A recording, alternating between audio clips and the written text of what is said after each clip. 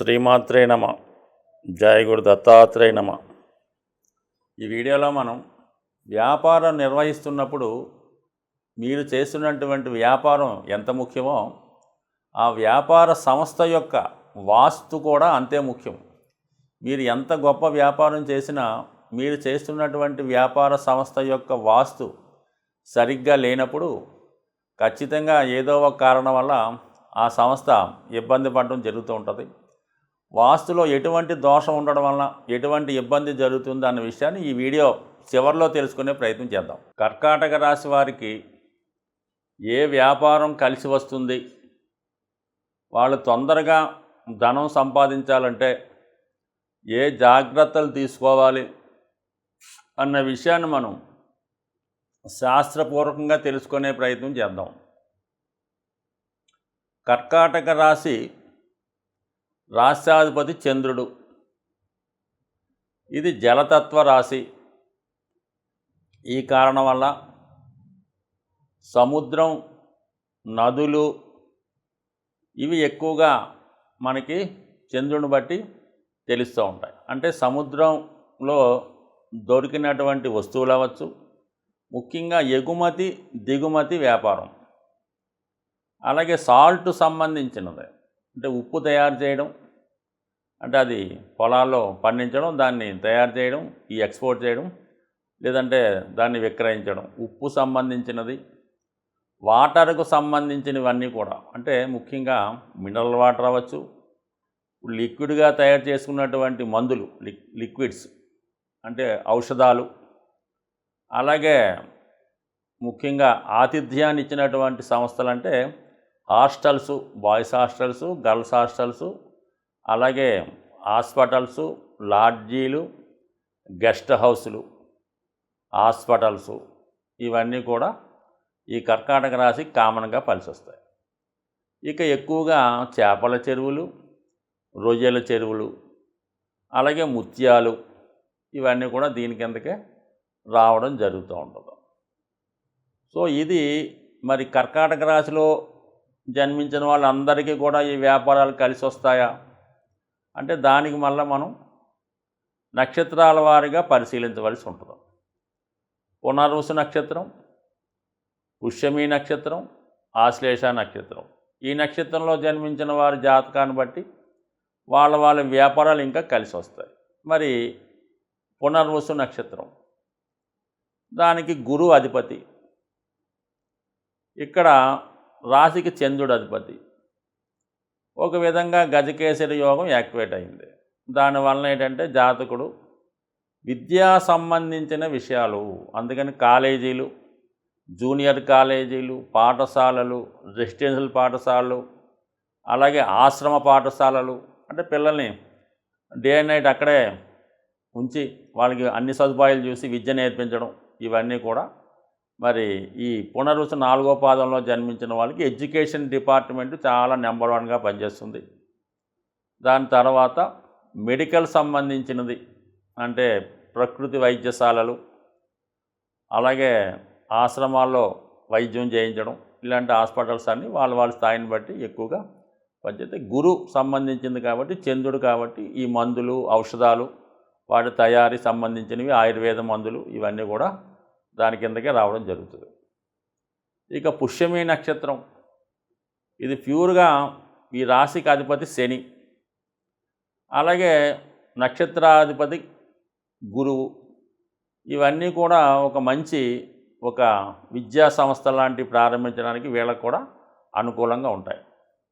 అలాగే ఎక్కువగా ట్రాన్స్పోర్ట్ అంటే ఇది జలతత్వ రాశి కాబట్టి నీటిలో ప్రయాణించే స్టీమర్లు, పడవలు, చేపలు పట్టే బోట్లు ఇవన్నీ కూడా దీని కిందకే రావడం జరుగుతూ ఉంటుంది.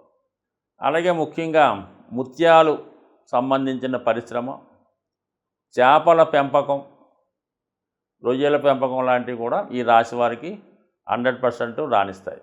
అంటే ఇక్కడ చంద్రుడు ఇన్వాల్వ్ అయి ఉంటాడు, గురువు, శని ఈ ముగ్గురు కూడా ఇన్వాల్వ్మెంట్ అవుతుంటారు. కాబట్టి విదేశ విద్య కోర్సులు అంటే వాళ్ళకి విదేశం వెళ్ళే వాళ్ళకి ట్రైనింగ్ ఇవ్వడం, దానికి సంబంధించిన కోర్సులు నేర్పడం, అలాగే ఇంగ్లీష్ లాంటి విద్యలు నేర్పడం, అంటే స్పోకెన్ ఇంగ్లీష్ లాంటివి కూడా వీళ్ళకి బాగా తెలిసినట్టు విద్యలు. అంటే కేవలం మనం వ్యాపారానికి సంబంధించిందే చర్చించుకుంటున్నాం అన్నమాట.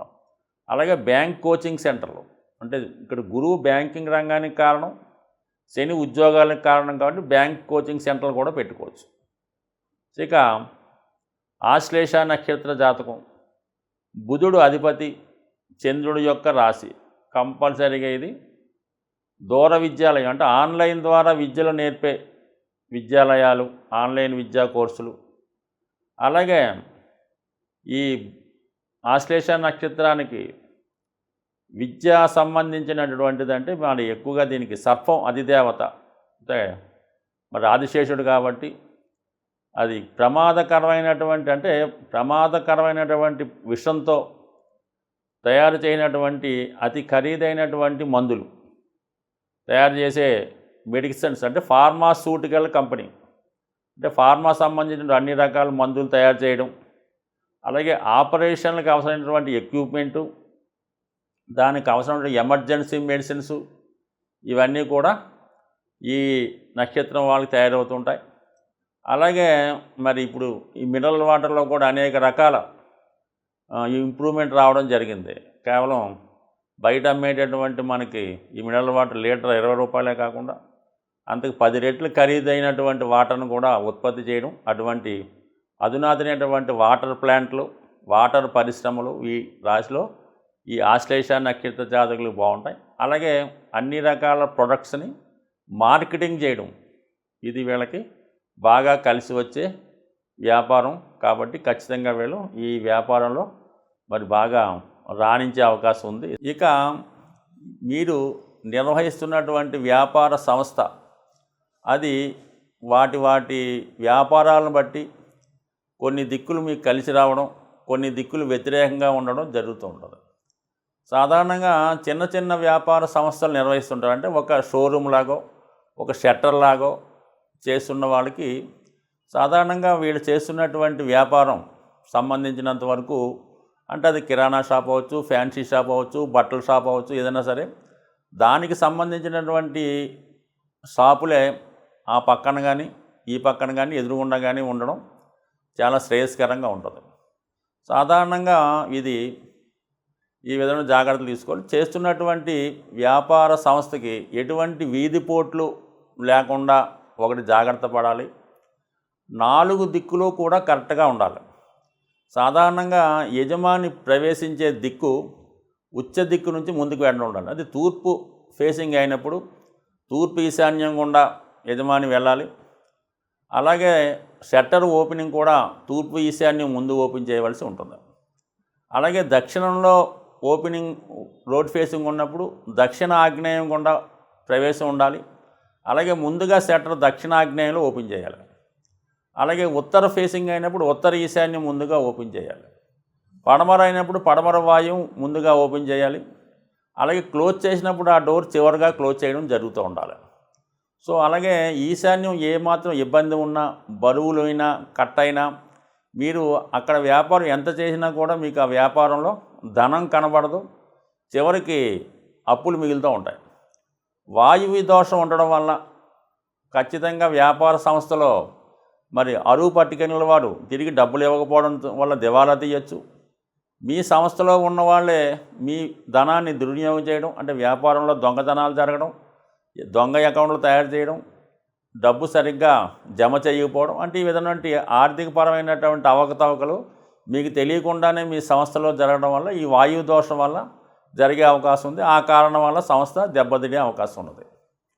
ఇక ఆగ్నేయ దోషం ఉండడం వల్ల ఏంటంటే సంస్థలో పార్ట్నర్స్ మధ్య విభేదాలు రావడం, ఆ షాపులో పనిచేసే వర్కర్లకి యజమానికి సరైన అవగాహన లేకపోవడం, పరస్పరం తగులాడుకోవడం వల్ల వచ్చిన కస్టమర్స్ వెనకపోవడం జరుగుతుంటుంది.